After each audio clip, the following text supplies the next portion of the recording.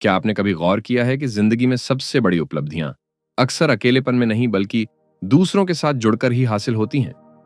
सोचिए, अगर आपके पास दुनिया का सबसे बेहतरीन आइडिया हो, लेकिन आपके पास उसे दुनिया तक पहुंचाने वाले लोग ही ना हों, तो क्या वह आइडिया कभी हकीकत बन पाएगा? यही वजह है कि इस दुनिया में जो लोग असल मायनों में कामयाब होते हैं, वे कभी अकेले सफर नहीं करते। नमस्ते दोस्तों, स्वागत है आपका सुनो बुक समरी में। आज हम बात करने जा रहे हैं एक ऐसी किताब की जिसने लाखों लोगों की सोच बदल दी है। किताब का नाम है नेवर ईट अलोन और इसे लिखा है कीथ फेराजी ने। यह किताब हमें सिखाती है कि सफलता सिर्फ मेहनत, ज्ञान या टैलेंट से नहीं आती, बल्कि असली ताकत रिश्तों को बनाने और उन्हें निभाने की कला में छुपी होती है। कीथ फेराजी अपनी जिंदगी का एक बहुत बड़ा राज हमारे सामने खोलते हैं। वे कहते हैं कि अगर आप लोगों से सच्चे दिल से जुड़ना जानते हैं, उनकी मदद करना जानते हैं और रिश्तों को सिर्फ लेन देन की तरह नहीं बल्कि एक गहरे भरोसे की तरह देखते हैं, तो आपके लिए ऐसे दरवाजे खुलेंगे जिनके बारे में आपने कभी सोचा भी नहीं होगा। इस किताब का नाम ही अपने आप में एक बड़ा संदेश है, नेवर ईट अलोन, यानी कभी अकेले मत खाओ। यह सिर्फ खाने की मेज तक सीमित नहीं है, बल्कि यह इस बात का प्रतीक है कि आपको जिंदगी की हर मुलाकात, हर मौके और हर बातचीत को एक रिश्ते में बदलना चाहिए। चाहे वह ऑफिस का लंच हो, कॉफी मीटिंग हो या फिर किसी कॉन्फ्रेंस का ब्रेक, हर बार आपके पास एक मौका होता है किसी नए रिश्ते की शुरुआत करने का। इस किताब में लेखक ने हमें यह समझाया है कि जिंदगी में आगे बढ़ने के लिए सबसे जरूरी है कनेक्शन, और यह कनेक्शन तभी मजबूत बनता है जब आप खुद पहले देने के लिए तैयार हो। दोस्तों, अगर आप गौर से देखेंगे तो पाएंगे कि दुनिया के लगभग हर सफल इंसान के पीछे सिर्फ उसकी मेहनत या टैलेंट नहीं, बल्कि मजबूत रिश्तों का नेटवर्क खड़ा होता है। आप किसी भी business leader, politician, film star या साइंटिस्ट की कहानी उठा लीजिए, उन्होंने कभी अकेले सफर तय नहीं किया। हर किसी की जिंदगी में ऐसे लोग रहे हैं जिन्होंने उन्हें सही समय पर सही दिशा दिखाई, मौके दिलाए और मुश्किल वक्त में सहारा दिया। यही है नेटवर्किंग की असली ताकत।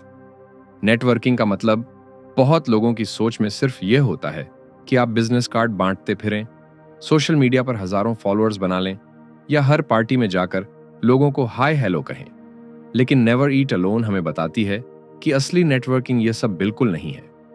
असली नेटवर्किंग का मतलब है गहराई से जुड़ना। यह उस पुल की तरह है जो दो किनारों को जोड़ता है। वह पुल मजबूत तभी बनेगा जब उसकी नींव विश्वास और सच्चाई पर खड़ी हो। लेखक कहते हैं कि आज की दुनिया में सबसे बड़ा इल्यूजन यह है कि मैं अकेले ही सब कर सकता हूं, लेकिन असलियत यह है कि चाहे आप कितने ही टैलेंटेड क्यों ना हो, अकेलेपन की एक सीमा होती है। अकेला इंसान एक कमरे तक पहुंच सकता है, लेकिन लोगों से जुड़ा इंसान एक पूरी दुनिया को बदल सकता है। नेटवर्किंग की शक्ति को समझने के लिए एक छोटा उदाहरण लीजिए। मान लीजिए आपके पास एक शानदार स्टार्टअप आइडिया है। अगर आप अकेले हैं तो शायद आप महीनों तक सिर्फ उस आइडिया को कागज पर ही घुमाते रहेंगे। लेकिन अगर आपके पास सही लोगों का नेटवर्क है, कोई फाइनेंसर, कोई टेक्निकल एक्सपर्ट, कोई मार्केटिंग प्रोफेशनल, तो वही आइडिया हकीकत बनकर दुनिया बदल सकता है। कीथ फेराजी कहते हैं कि नेवर ईट अलोन सिर्फ एक किताब का टाइटल नहीं बल्कि एक लाइफस्टाइल है। जब भी आप किसी इंसान के साथ बैठते हैं, चाहे वह लंच टेबल हो या कॉफी शॉप, आपके पास एक नया रिश्ता बनाने का अवसर होता है। यही छोटे छोटे पल मिलकर आपकी सफलता का सबसे बड़ा रास्ता खोलते हैं। नेटवर्किंग की ताकत का एक और पहलू है मल्टीप्लाइंग इफेक्ट। जब आप किसी एक इंसान से जुड़ते हैं तो वह इंसान आपको अपने नेटवर्क से भी मिलवाता है। इस तरह धीरे धीरे आपका दायरा इतना बड़ा हो जाता है कि आपके पास हर समस्या का समाधान और हर मौके तक पहुंचने का रास्ता मिल जाता है। यह ठीक वैसा ही है जैसे एक छोटा बीज बोने पर धीरे धीरे वह पेड़ बनकर आपको छांव और फल देने लगता है। लेकिन यहां पर एक बात बेहद जरूरी है, नेटवर्किंग का मकसद सिर्फ फायदा उठाना नहीं होना चाहिए। अगर आप सिर्फ इस नीयत से किसी से जुड़ते हैं कि वह आपके काम आएगा, तो यह रिश्ता ज्यादा दिन नहीं टिकेगा। लेकिन अगर आप ईमानदारी से जुड़ते हैं, उनकी मदद करते हैं और उन्हें महसूस कराते हैं कि वे आपके लिए मायने रखते हैं, तो वही रिश्ता जीवन भर आपके साथ रहेगा। नेटवर्किंग की ताकत दरअसल इसी में छुपी है, ऑथेंटिक कनेक्शन। जब आप सामने वाले को यह महसूस कराते हैं कि वह आपके लिए महत्वपूर्ण है, तो उसके दिल का दरवाजा आपके लिए हमेशा खुला रहेगा। दोस्तों, इस दुनिया में दो तरह के लोग मिलते हैं। एक वो जो हर रिश्ते को एक सौदे की तरह देखते हैं, मैंने तुम्हारे लिए ये किया, अब तुम्हें मेरे लिए वो करना होगा। और दूसरे वो लोग जो बिना हिसाब किताब रखे मदद करते हैं, क्योंकि उन्हें पता है कि रिश्ते तभी गहरे होते हैं जब उनमें सेल्फलेसनेस होती है। नेवर ईट अलोन का सबसे बड़ा संदेश यही है। डोंट कीप स्कोर, यानी रिश्तों का हिसाब मत रखो। कीथ फेराजी कहते हैं कि जब आप लोगों से जुड़ते हैं तो सबसे पहले देना सीखिए, लेना अपने आप हो जाएगा। यह ठीक वैसा है जैसे आप मिट्टी में बीज डालते हैं। जब आप पानी देते हैं, देखभाल करते हैं, तो समय आने पर फल भी मिलता है। लेकिन अगर आप शुरुआत में ही ये सोचने लगें कि मुझे बीज से कितने फल कब तक मिलेंगे, तो शायद आप कभी सही से पौधा भी नहीं उगा पाएंगे। किताब में एक किस्सा है कि कैसे लेखक अपने शुरुआती करियर में जब भी किसी से मिलते थे तो सबसे पहले यह पूछते थे, मैं आपके लिए क्या कर सकता हूं? इस एक सवाल ने उनके लिए अनगिनत दरवाजे खोल दिए। सोचिए, अगर आप किसी से मिलें और वह आपको यह महसूस कराए कि वह आपकी मदद के लिए तैयार है, तो क्या आप उससे दूरी बनाएंगे? नहीं ना, बल्कि आप भी दिल से उसकी मदद करना चाहेंगे। जेनरोसिटी का मतलब सिर्फ पैसे देना या बड़ा एहसान करना नहीं है। यह छोटी छोटी चीजों से शुरू होता है। किसी को सही सलाह देना, उसका परिचय सही व्यक्ति से कराना, किसी की उपलब्धि पर सच्चे दिल से खुशी जताना, या बस मुश्किल समय में उसका साथ देना। यही छोटे जेस्चर्स आगे चलकर मजबूत रिश्तों की नींव रखते हैं। लेकिन अक्सर हम रिश्तों में गलती यह करते हैं कि हर चीज का हिसाब रखने लगते हैं। मैंने उसे कॉल किया था, उसने मुझे क्यों नहीं किया? मैंने उसे मदद की, उसने बदले में क्या दिया? यह सोच रिश्तों को जहरीला बना देती है। असली नेटवर्किंग का नियम है कि आप पहले दें, बिना किसी उम्मीद के। जब आप ऐसा करते हैं तो आप एक ऐसा भरोसा और गुडविल बनाते हैं जो किसी भी बिजनेस डील या कॉन्ट्रैक्ट से कहीं ज्यादा कीमती है। जेनरोसिटी की सबसे बड़ी ताकत यह है कि यह रिश्तों को ट्रांजैक्शनल नहीं बल्कि इमोशनल बना देती है। और जब कोई रिश्ता दिल से जुड़ जाता है तो वहां मौके, सहयोग और सफलता अपने आप आने लगते हैं।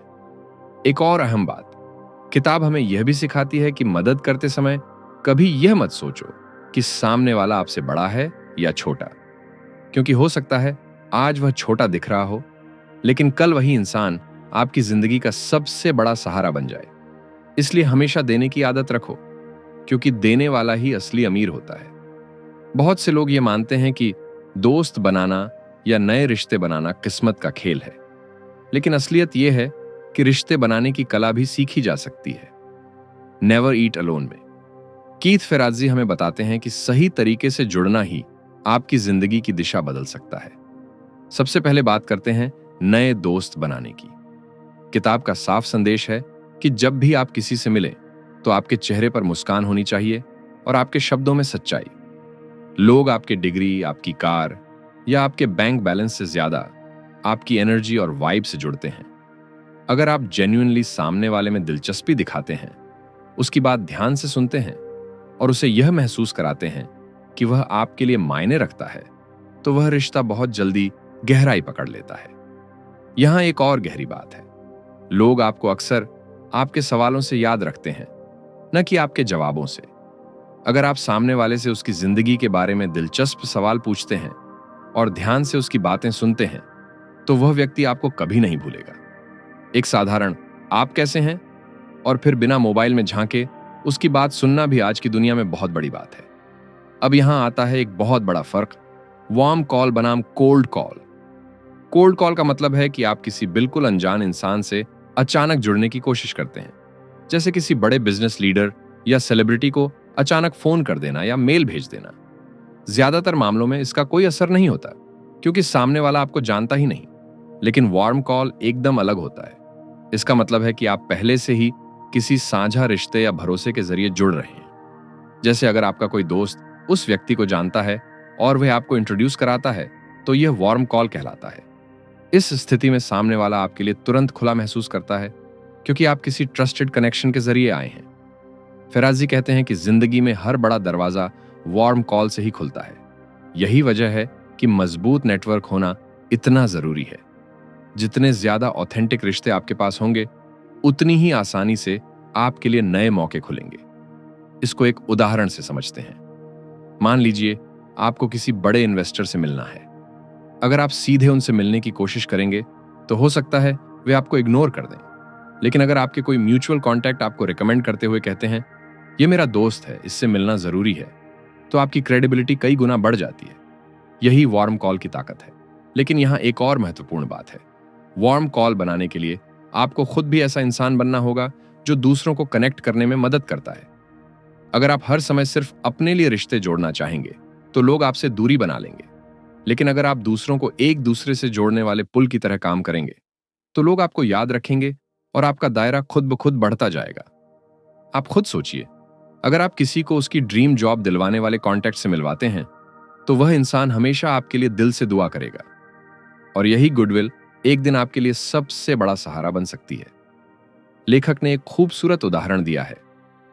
हर नया इंसान जिससे आप मिलते हैं वह एक पोटेंशियल दोस्त है, लेकिन वह दोस्त तभी बन सकता है जब आप उसे महसूस कराएं कि आप उसकी परवाह करते हैं। यह छोटा सा प्रिंसिपल ही लंबे समय तक टिकने वाले रिश्तों की असली बुनियाद है। यानी रिश्ते बनाना किसी बड़े शो ऑफ से नहीं होता, बल्कि छोटी छोटी जेन्युइन कोशिशों से होता है। एक मुस्कान, एक कॉम्प्लीमेंट, एक छोटा सा थॉटफुल जेस्चर, यही वे बीज हैं जिनसे बड़े और गहरे रिश्तों के पेड़ उगते हैं। अगर आप गौर करें तो पाएंगे कि हर सफल इंसान के पीछे किसी न किसी मेंटर का हाथ जरूर रहा है। चाहे वो किसी शिक्षक का मार्गदर्शन हो, किसी बॉस का सहारा, या फिर किसी अनुभवी दोस्त की सलाह, मेंटर्स हमारी यात्रा को तेज और आसान बना देते हैं। मेंटर सिर्फ वह नहीं होता जो आपको सिखाए, बल्कि वह होता है जो आपको आपकी असली क्षमता दिखाए। मेंटर वह आईना है जिसमें आप अपना सबसे बड़ा रूप देख सकते हैं। वह आपको वहां देखने की हिम्मत देता है जहां आज आप खुद को देखने की भी सोच नहीं पाते। अब सवाल यह है कि सही मेंटर कैसे ढूंढे। लेखक का कहना है कि मेंटर खोजने का सबसे अच्छा तरीका है उन लोगों से जुड़ना जिन्हें आप एडमायर करते हैं। अगर कोई इंसान उस मुकाम पर पहुंच चुका है जहां आप पहुंचना चाहते हैं तो वह आपके लिए आदर्श मेंटर हो सकता है। लेकिन यह मत सोचिए कि मेंटर खुद आपके पास आकर कहेगा, आओ मैं तुम्हारा मार्गदर्शन करता हूं। आपको ही इनिशिएटिव लेना होगा। इसका मतलब है कि आपको उनके काम को समझना होगा, उनके वैल्यूज से जुड़ना होगा, और सबसे जरूरी, उनसे जुड़ने के लिए अपनी सच्चे मन से किसी गुरु से सीखने आता है तो गुरु खुद उसे सिखाने के लिए उत्साहित हो जाता है। ठीक वैसा ही प्रोफेशनल दुनिया में भी होता है। यहां एक और अहम बात है, पावरफुल लोगों से कनेक्ट करने की कला। बहुत से लोग बड़े नामों से जुड़ने की कोशिश करते हुए गलतियां कर बैठते हैं। वे सीधे उनसे मदद मांग लेते हैं या अपने फायदे की बात शुरू कर देते हैं। इससे सामने वाला इंसान तुरंत दूर हो जाता है। फिरा जी कहते हैं कि अगर आप किसी इन्फ्लुएंशियल इंसान से जुड़ना चाहते हैं तो सबसे पहले यह सोचिए कि आप उनके लिए क्या कर सकते हैं। हो सकता है कि आपके पास कोई नई जानकारी हो जो उनके प्रोजेक्ट के काम आए, या आप उन्हें किसी ऐसे रिसोर्स से जोड़ सकें जिसकी उन्हें तलाश हो, या फिर आप बस उनके काम को दिल से अप्रिशिएट करें। ये छोटी छोटी जेस्चर्स ही बड़े लोगों के दिल में आपके लिए जगह बनाती हैं। किताब में एक एग्जाम्पल दिया गया है कि कैसे लेखक ने अपने करियर के शुरुआती दिनों में बड़े सीईओ और लीडर्स से कनेक्ट किया। उन्होंने कभी यह सवाल नहीं पूछा, आप मेरे लिए क्या कर सकते हैं, बल्कि हमेशा यह पूछा, मैं आपके लिए क्या कर सकता हूं। यही एटीट्यूड उन्हें लोगों के दिलों में जगह दिलाता रहा, और धीरे धीरे उन्होंने एक ऐसा नेटवर्क बनाया जिसमें दुनिया के सबसे इन्फ्लुएंशियल लोग शामिल थे। मेंटर्स से जुड़ते समय एक और चीज बहुत जरूरी है, सच्चाई और कंसिस्टेंसी। अगर आप सिर्फ एक बार संपर्क करके गायब हो जाएंगे तो रिश्ता कभी गहरा नहीं होगा। लेकिन अगर आप लगातार फॉलो अप करते हैं, उनके गाइडेंस को मानते हैं और अपनी ग्रोथ उनसे शेयर करते रहते हैं, तो वह रिश्ता धीरे धीरे मजबूत हो जाएगा। इसको ऐसे समझिए, अगर मेंटर आपके जीवन में बगीचे की तरह है तो आपका काम है उस बगीचे की देखभाल करना। पानी, धूप और देखभाल देंगे तो वह आपको हमेशा फल और फूल देगा। लेकिन अगर आप उसे नजरअंदाज कर देंगे तो धीरे धीरे वह सूख जाएगा। और सबसे महत्वपूर्ण बात यह है कि मेंटरशिप सिर्फ लेना नहीं है, देना भी है। अगर आप मेंटर की दी हुई सीख पर अमल करते हैं और उसे रियल लाइफ में वैल्यू में बदलते हैं तो वह भी आपकी ग्रोथ देखकर गर्व महसूस करेगा, और यही गर्व उसे आपके लिए और ज्यादा इन्वेस्ट करने को प्रेरित करेगा। रिश्ते बनाना जितना जरूरी है उतना ही जरूरी है उन्हें निभाना। बहुत से लोग शुरुआत में तो बड़े उत्साह से किसी से जुड़ते हैं, लेकिन फिर धीरे धीरे वह रिश्ता फीका पड़ जाता है। यह ठीक वैसा ही है जैसे किसी पौधे को लगाकर उसे पानी देना ही भूल जाए। नेवर ईट अलोन हमें बताती है कि फॉलोअप और मेंटेनेंस ही असली नेटवर्किंग का दिल है। लेखक कहते हैं कि हर इंसान को यह महसूस होना चाहिए कि आप उसे जेन्युइनली याद रखते हैं।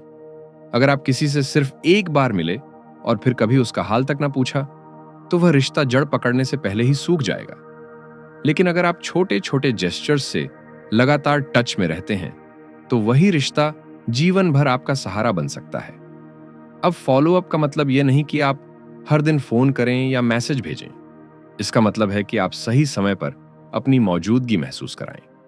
जैसे अगर आपको पता चले कि आपके किसी पुराने कॉलीग ने प्रमोशन पाया है, तो उन्हें बधाई का एक छोटा सा मैसेज भेजें, या किसी दोस्त का जन्मदिन हो तो एक कॉल कर दें।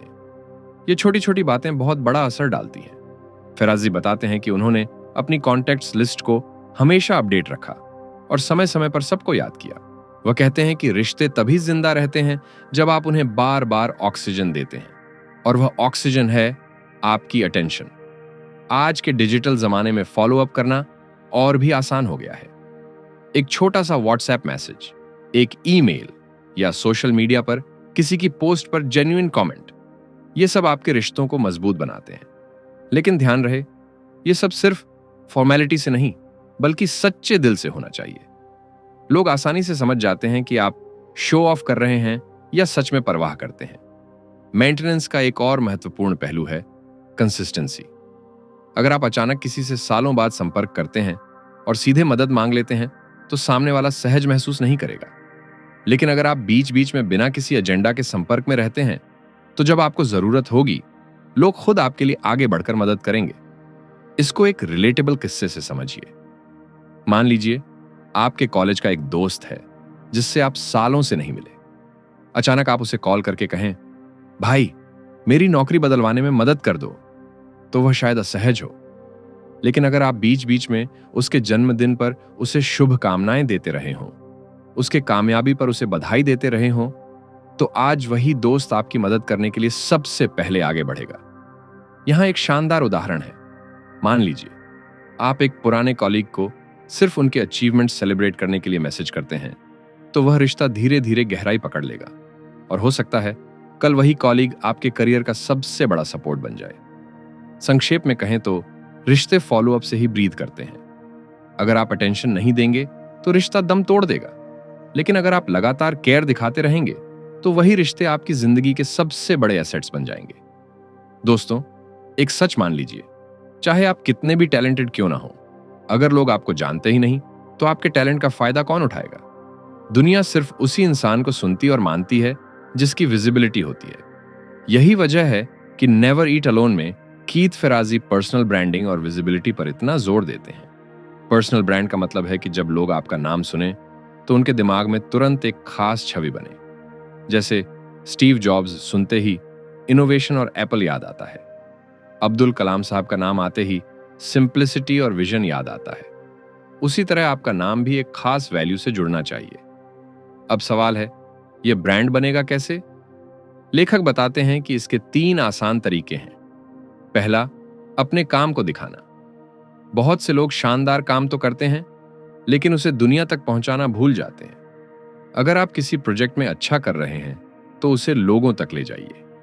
चाहे वह सोशल मीडिया हो, कंपनी की मीटिंग हो या कोई इवेंट, अपने काम को सामने रखिए। अगर आप अपनी अचीवमेंट्स छिपाते रहेंगे, तो लोग सोचेंगे कि आपने कुछ किया ही नहीं। लेकिन अगर आप उन्हें सही तरीके से सामने रखेंगे, तो लोग आपको याद रखेंगे। दूसरा, पब्लिक स्पीकिंग और इवेंट्स में हिस्सा लेना। जब आप किसी सेमिनार, वर्कशॉप या कॉन्फ्रेंस में बोलते हैं, तो लोग आपको सिर्फ आपके काम से नहीं, बल्कि आपके विचारों से भी जानने लगते हैं। यह आपके पर्सनल ब्रांड को बहुत तेजी से ग्रो करता है। उदाहरण के लिए, हो सकता है कि आप एक बेहतरीन इंजीनियर हों, लेकिन अगर आपने कभी किसी मंच पर अपने अनुभव शेयर नहीं किए, तो लोग आपको एक्सपर्ट नहीं मानेंगे। लेकिन जैसे ही आप किसी इवेंट में खड़े होकर कॉन्फिडेंटली अपनी बात रखते हैं, लोग आपको अलग नजर से देखना शुरू कर देंगे। तीसरा, कम्युनिटी इन्वॉल्वमेंट। अगर आप किसी कॉज से जुड़े हैं, किसी सामाजिक इनिशिएटिव में हिस्सा ले रहे हैं, तो लोग आपको एक सोशली रिस्पॉन्सिबल इंसान के रूप में देखेंगे। यह भी आपकी छवि को मजबूत बनाता है। उदाहरण के तौर पर, अगर आप वीकेंड पर बच्चों को फ्री में पढ़ाते हैं या किसी एनवायरमेंटल कैंपेन में हिस्सा लेते हैं, तो आपकी ब्रांडिंग ऑटोमेटिकली पॉजिटिव बन जाती है। फेराजी कहते हैं कि ब्रांडिंग का मतलब शो ऑफ करना नहीं है। इसका असली मतलब है अपने स्ट्रेंथ्स को लोगों तक नेचुरल तरीके से पहुंचाना। जब आप अपनी असली पहचान को छिपाएंगे नहीं, बल्कि ओपनली जिएंगे, तो आपका नाम अपने आप लोगों के बीच चर्चा का विषय बनेगा। एक और जरूरी बात है ऑथेंटिसिटी। आज के समय में लोग फेक चीजों को तुरंत पकड़ लेते हैं। अगर आप सिर्फ दिखावे के लिए नेटवर्किंग करेंगे या झूठी ब्रांडिंग करेंगे, तो लोग दूर हो जाएंगे। लेकिन अगर आप सच में वही हैं जो आप सामने ला रहे हैं, तो लोग दिल से आपके साथ जुड़ेंगे। पर्सनल ब्रांडिंग को एक आसान मेटाफोर से समझिए। यह आपके नाम के साथ जुड़ा हुआ टैगलाइन है। जैसे किसी प्रोडक्ट का टैगलाइन उसे अलग पहचान देता है, वैसे ही आपकी ब्रांडिंग आपको भीड़ से अलग करती है।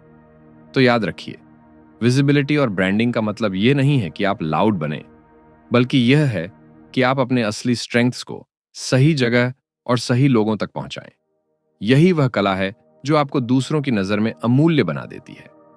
दोस्तों, आपने ये कहावत जरूर सुनी होगी, अगर आप तेज चलना चाहते हैं तो अकेले चलिए, लेकिन अगर आप दूर तक जाना चाहते हैं तो साथ चलिए। यही है रिश्तों की असली ताकत। कीथ फेराजी कहते हैं कि जब आपका नेटवर्क मजबूत होता है, तो आपके लिए अपॉर्चुनिटीज मल्टीप्लाई होने लगती हैं। मान लीजिए आपके पास 10 सच्चे और इन्फ्लुएंशियल रिश्ते हैं।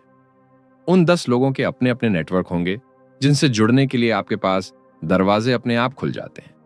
यह बिल्कुल डोमिनो इफेक्ट की तरह है। एक कनेक्शन से कई नए कनेक्शन, और उन कनेक्शन से अनगिनत अवसर। इसे ऐसे समझिए, अगर आप अकेले अपने दम पर किसी बड़ी कंपनी तक पहुंचना चाहते हैं, तो हो सकता है आपको महीनों या सालों लग जाएं। लेकिन अगर आपके नेटवर्क में कोई ऐसा व्यक्ति है जो पहले से उस कंपनी के अंदर काम करता है, तो आपके लिए वह दरवाजा सिर्फ एक इंट्रोडक्शन से ही खुल सकता है। यही नेटवर्किंग की असली ताकत है। लेकिन यहां सबसे महत्वपूर्ण बात है, आपको दूसरों की सफलता में भी उतनी ही खुशी महसूस होनी चाहिए जितनी अपनी में।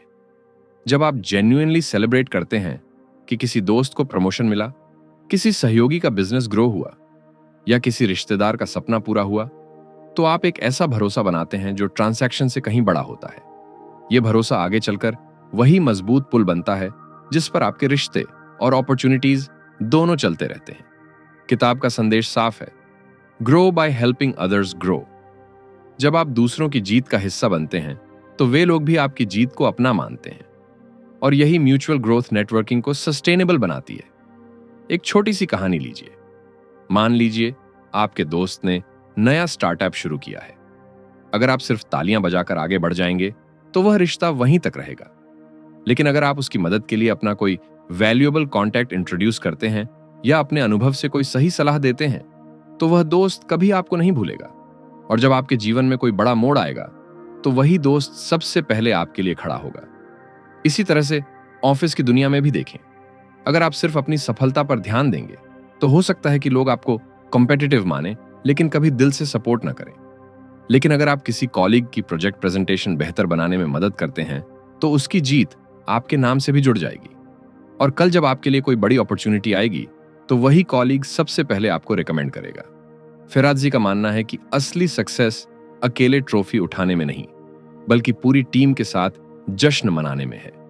यही कारण है कि वे हमेशा कहते हैं, नेवर ईट अलोन। क्योंकि जब आप दूसरों के साथ बैठकर खाते हैं, तो वहां सिर्फ खाना नहीं, बल्कि आइडियाज, ड्रीम्स और अपॉर्चुनिटीज भी शेयर होती हैं।